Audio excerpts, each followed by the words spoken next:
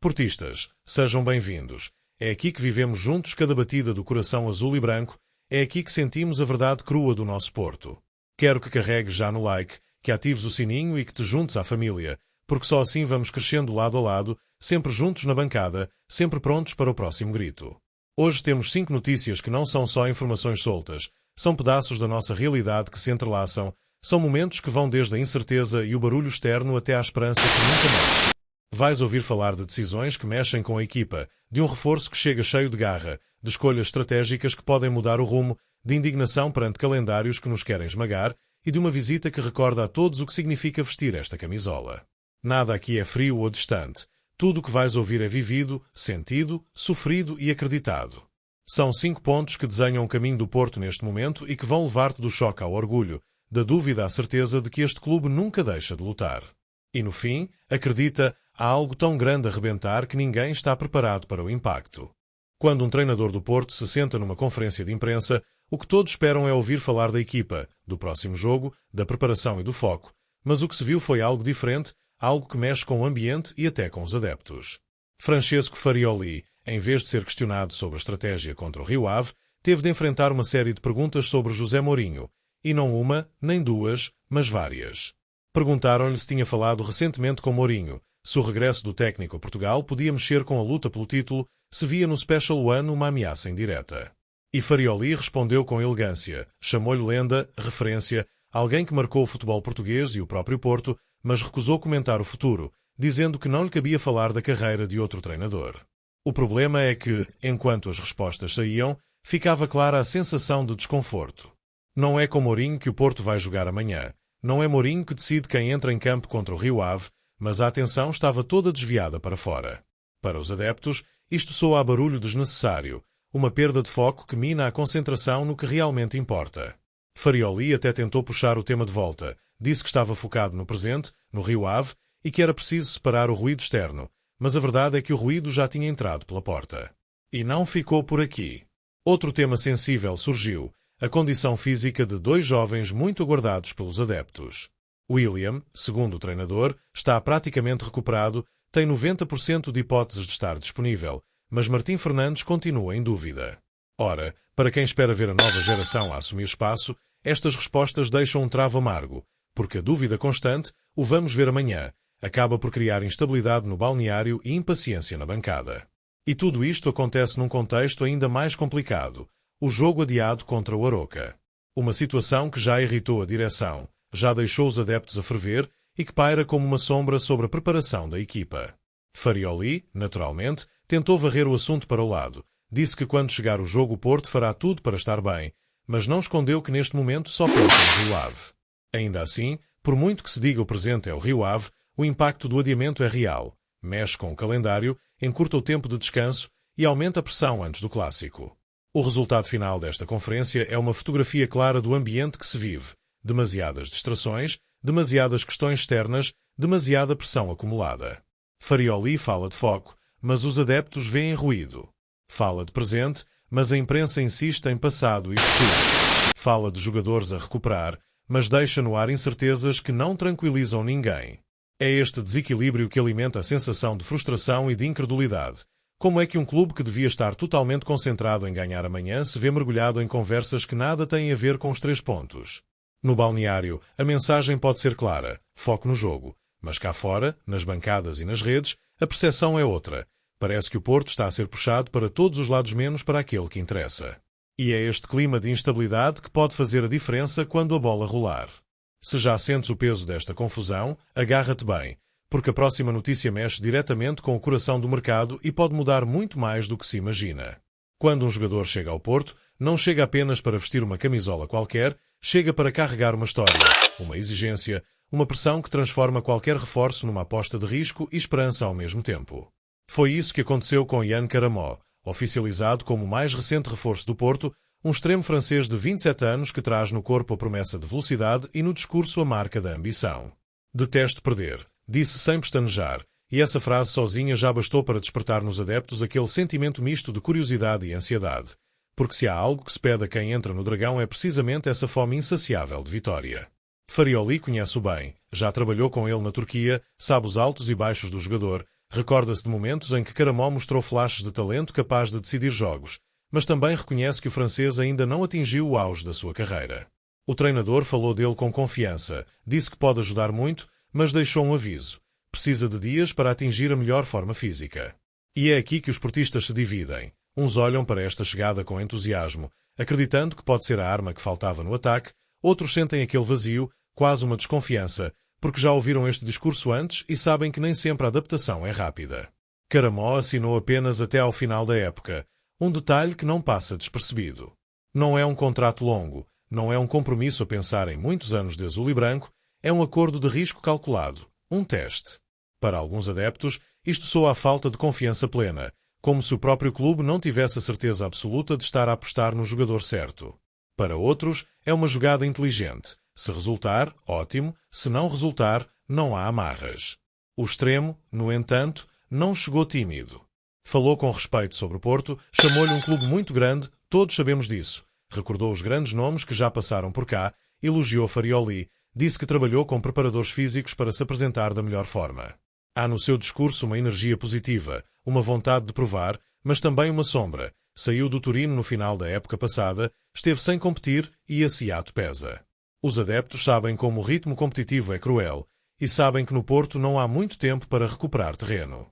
E há ainda a questão do balneário.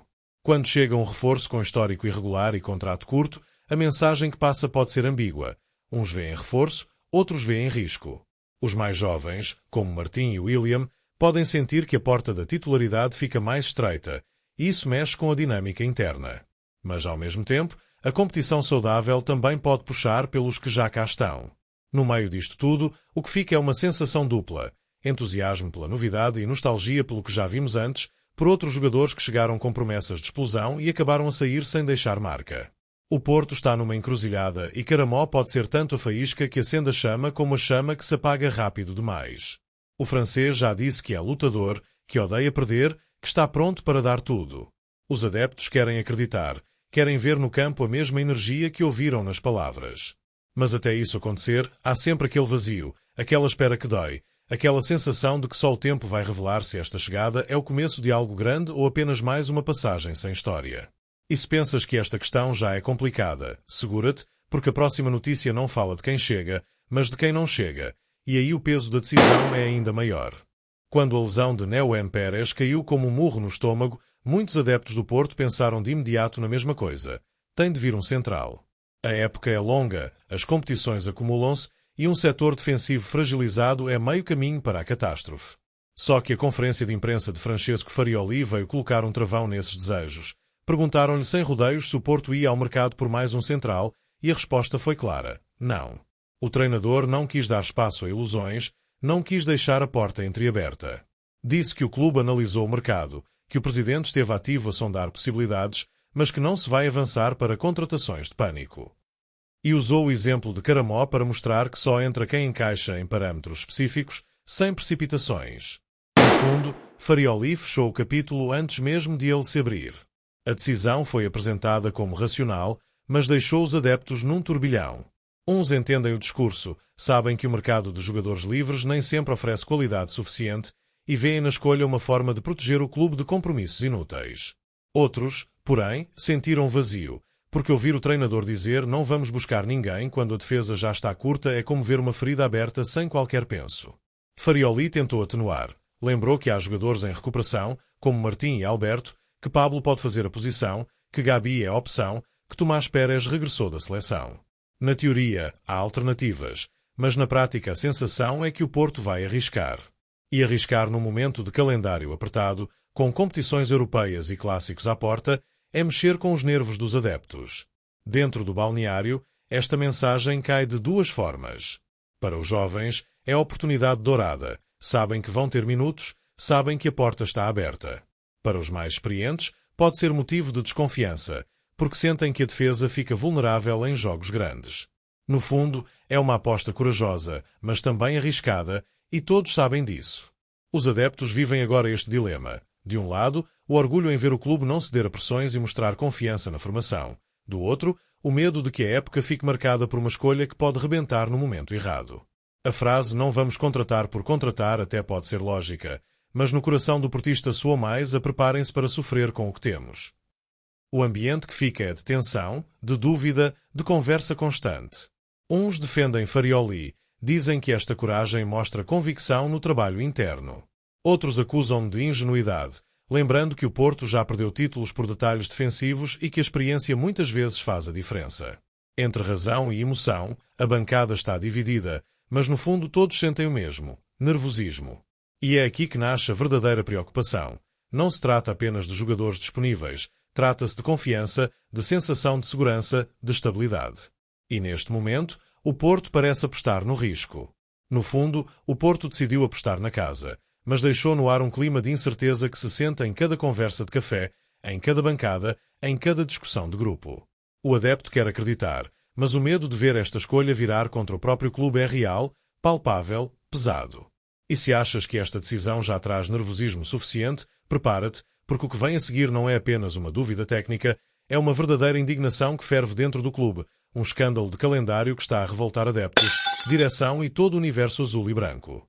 O que aconteceu com o jogo do Porto em Aroca não é apenas um detalhe de calendário, é um insulto ao esforço de uma equipa que luta em várias frentes e precisa de condições mínimas de equilíbrio.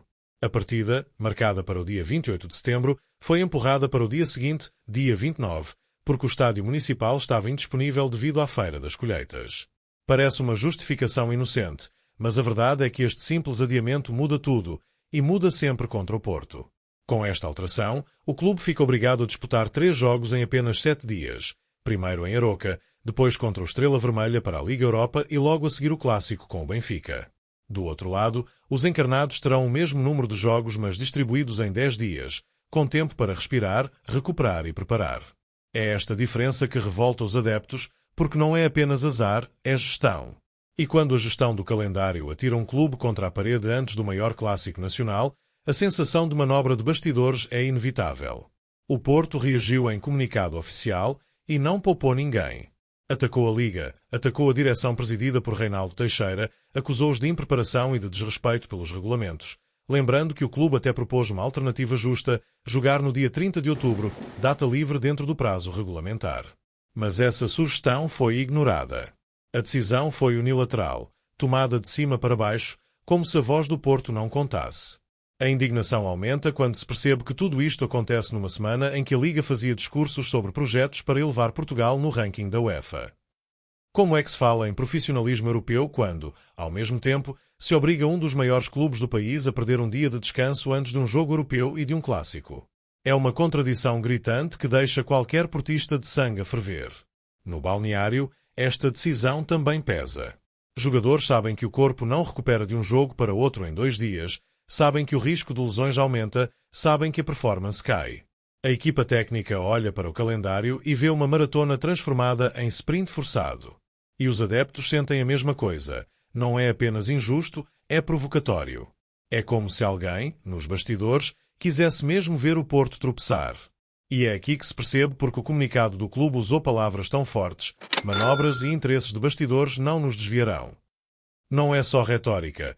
É um grito de revolta contra uma decisão que fere a verdade desportiva. Tudo isto transforma um simples adiamento numa tempestade que pode ter impacto direto dentro de campo. Porque quando se mexe com a preparação de uma equipa, mexe-se com os resultados. E se o Porto entrar no clássico mais cansado, os adeptos já sabem a quem apontar o dedo.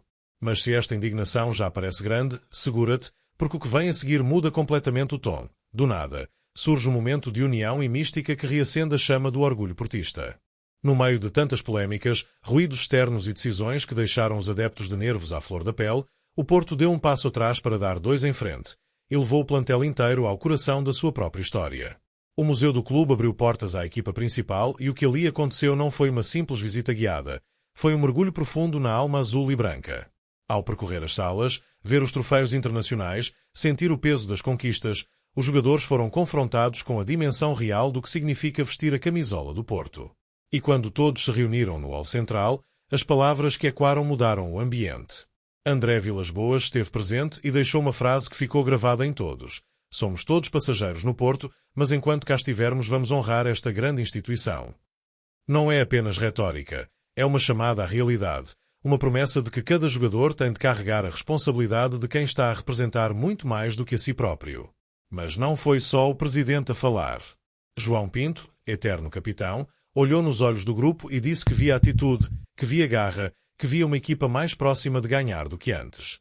Rui Barros recordou os dias das Antas, a intensidade dos treinos, a mística que não se compra nem se inventa, apenas se sente. Paulinho Santos reforçou que ser jogador a Porto é dar sempre mais do que os outros, é jogar cada minuto como se fosse o último. E Lucho Gonzalez, agora adjunto, fechou com a certeza de que quem está no clube carrega também os valores da cidade, porque Porto e cidade são uma só coisa. Este momento não trouxe apenas nostalgia, trouxe orgulho e esperança. Para os mais jovens, foi como receber um manual invisível do que significa ser Porto. Para os mais experientes, foi um lembrete de que ainda há muito para conquistar. E para os adeptos, a notícia desta visita é um alívio, porque mostra que o clube não esquece as raízes, que não deixa morrer a chama da mística mesmo no meio de tanta turbulência. Isto é mais do que futebol, isto é sentir, isto é viver. É aqui que se percebe que o Porto não é apenas uma equipa, é uma instituição construída por histórias, por memórias e por uma identidade que resiste a tudo. E é com este orgulho que fecho o vídeo, porque depois de tantas dúvidas, tantas frustrações e tanta indignação, este momento mostrou que ainda há muito para acreditar.